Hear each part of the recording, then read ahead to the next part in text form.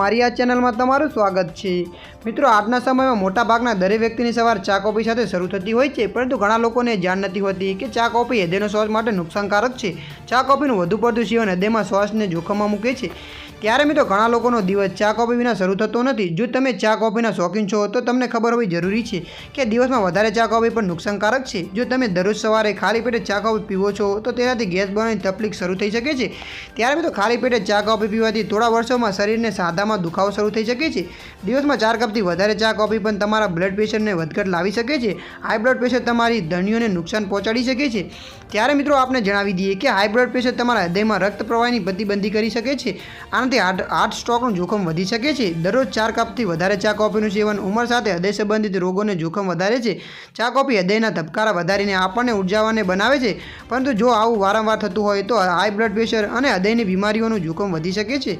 ત્યારે મિત્રો, હાલ માટે આટલું। મળીશું નવા અપડેટ સાથે। જો વિડીયો તમને પસંદ આવે, લાઇક, શેર અને સબસ્ક્રાઈબ કરી નાખજો। ધન્યવાદ।